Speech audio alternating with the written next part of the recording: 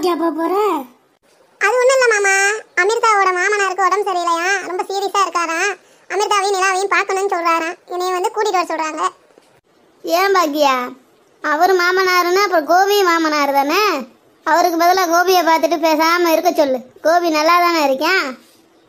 அத்தை கொஞ்சம் புரிஞ்சுக்குங்க, அவரு ரொம்ப சீரியஸா இருக்காரு. கடைசி ஆசையா அமிர்தாவையும் நிலாவையும் பார்க்கணுங்கிறாரு. செத்துக்கிட்டு போயிட்டாருன்னா நம்ம தான் கஷ்டப்படணும் மனசளவுல. என்னால அப்படி பார்த்துட்டு இருக்க முடியாது. நான் சேஃபா கூட்டிட்டு வந்துடுறேன். எனக்கு தெரியும் எப்படி கூட்டிட்டு வரணும்னு. பாக்கியா, நீ பண்றது எதுவுமே சரியில்லை. அங்க நடக்கிறது எதுவுமே எனக்கு சரியா படல. இவங்களெல்லாம் நீ அங்க கூட்டிட்டு போக வேண்டாம். அத சொல்றதுக்கு நீங்க யாரு? எனக்கு தெரியும். நான் யாரா? நான் உன் முன்னாள் புருஷன் பாக்கியா. அதே மாதிரி தான் அமிர்தாவோட முன்னாள் புருஷனோட வீட்ல இருந்து தான் ஃபோன் பண்ணிருக்காங்க. சரியா? அத ஃபர்ஸ்ட் நீங்க எல்லாரும் புரிஞ்சுக்கங்க. வெக்கம் கட்ட குடும்பமா இருக்கும் போல. என்னடி பாக்கியா, வாய் ரொம்ப நீளுது. நானும் போகட்டும், நான் அமைதியா இருந்தா ரொம்ப தான் பேசுற. அதுவும் என் பிள்ளை கோபியவே நீ யாருன்னு கேட்ப. உன் வீடா இருந்தா உன் சௌரியத்துக்கு பேசுவியா? அங்கெல்லாம் யாரும் போகக்கூடாது. அங்கே போனால் எவ்வளோ பெரிய பிரச்சனை ஆகும் தெரியுமா உனக்கு? ஆமாம் பாக்கியா, எனக்கு அங்கே அனுப்புறதுக்கு இஷ்டம் இல்லைம்மா. பெரிய பிரச்சனை வந்துச்சுன்னா என்ன பண்ணுவேன்? வேண்டாமா? அப்படின்னா ஒன்றும் ஆகாது மாமா, நான் கூடவே இருந்து கூட்டிட்டு வந்துடுறேன்.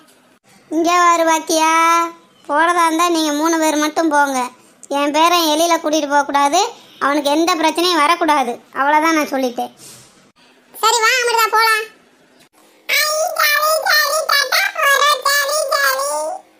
ஏய் அமைதியா இரு. இங்கே என்ன நடந்துட்டு இருக்கு?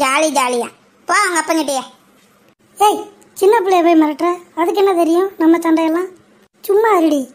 ஐயோ அத்தை, நான் வரல, எனக்கு பயமா இருக்கு. நான் கணேஷ் கிட்ட வரமாட்டேன். இங்க வா அமிர்தா, உன்னை போய் அங்க ஒன்றும் குடும்பம் நடத்த சொல்லலை. உன் மாமனாரை பார்த்துட்டு நீ கிளம்பி வா, சரியா?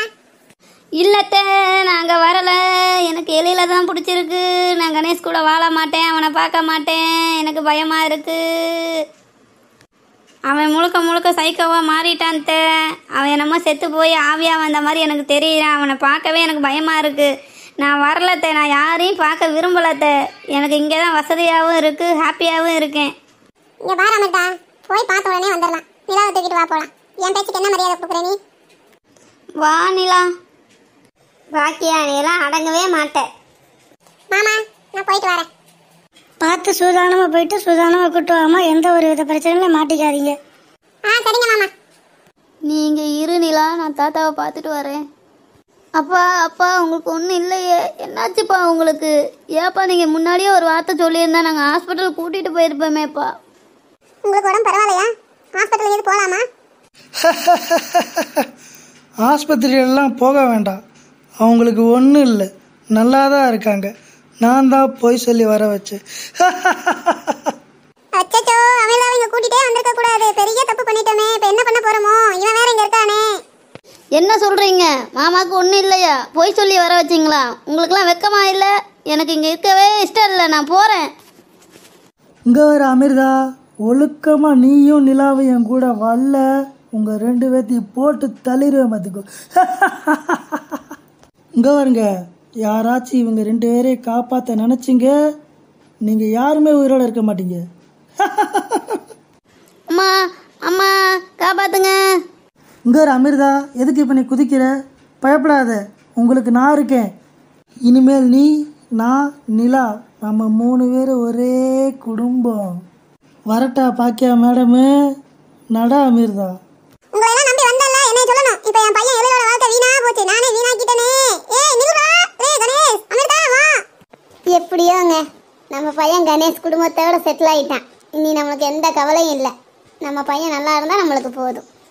எழிலும் நம்ம பையன் மாதிரி தானடி. என்ன எழிலுக்கு கொடுத்து வைக்கல. என்னை விட்டுடுங்க ப்ளீஸ். ஏன் இந்த மாதிரிலாம் பண்ணுறீங்க?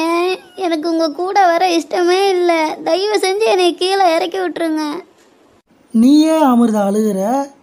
எங்கள் அப்பாவுக்கு உடம்பு சரியில்லைன்னு சொல்லி உன்னை எதுக்கு வர வச்சேன்? உன் கூட வாழ்கிறதுக்கு. உனக்கும் நிலாவுக்கும் இனிமேல் நான் மட்டும்தான்.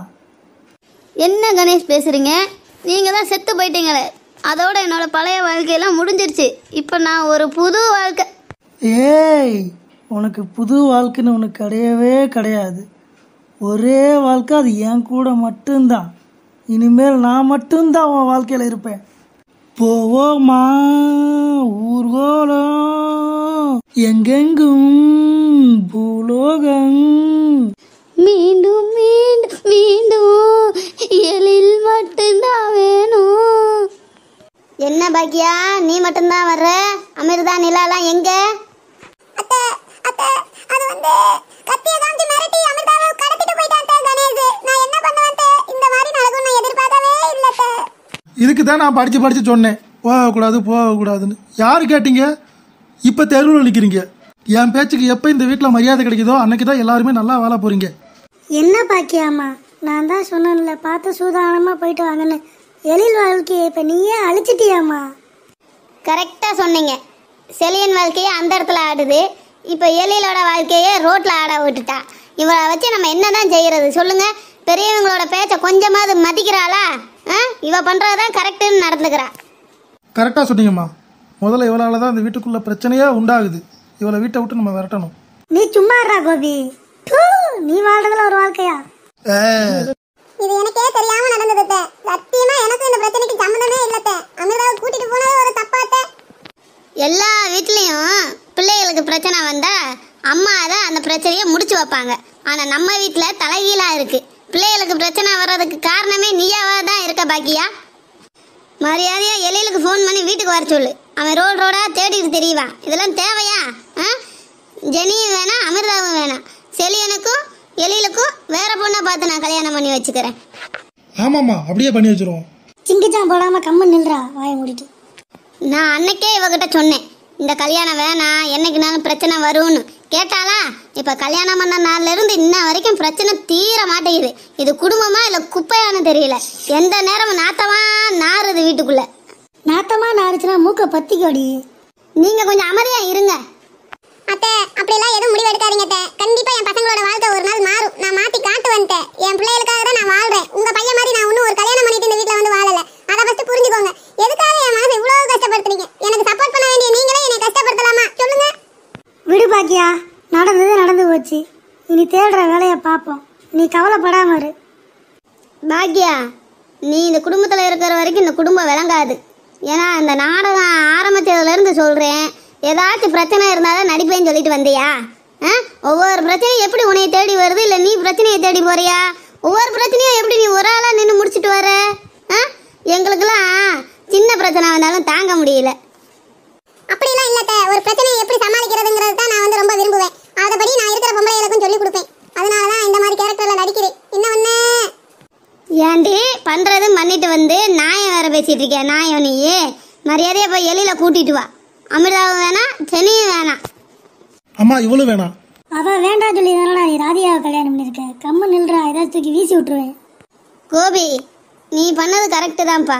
இந்த மாதிரி ஆளு கூட எல்லாம் நம்ம குடும்பம் நடத்த முடியாது. நீ ராதிகாவை கல்யாணம் பண்ணது கரெக்டு தான்ப்பா. இப்படியும் தெரிஞ்சிருந்தா நானே ராதிகாவை உனக்கு கல்யாணம் பண்ணி வச்சிருப்பேன். தேவையில்லாம அவ கூட வேற சண்டை போட்டு அவ மனசை கஷ்டப்படுத்திட்டேன். இந்த பாக்கியா கூட எல்லாம் எவனும் வாழ முடியாது. உன்னைய மாதிரி ஒரு அம்மா இருந்தா விளங்கிடும். அத்தை, யாரோட வாழ்க்கை ஒரே மாதிரி போயிடாது. இன்னைக்கு அவன் ஜெயிச்சானா நாளைக்கு நான் ஜெயிப்பேன். நாளைக்கு நம்ம எபிசோட்ல அமிர்தாவை தூக்கி இடுப்புல வச்சு நம்ம வீட்டுல கொண்டு வந்து இறக்கி வைக்கல. என் பேர் பாக்கியா இல்ல. பாக்கியாவை உங்களுக்கு பிடிச்சிருந்துச்சுன்னா எங்கள் சேனல் லைக் பண்ணுங்கள், ஷேர் பண்ணுங்கள், சப்ஸ்கிரைப் பண்ணிக்கோங்க. இந்த மாதிரி நிறைய வீடியோஸ் வரும், பார்த்து என்ஜாய் பண்ணுங்கள். தேங்க்யூ.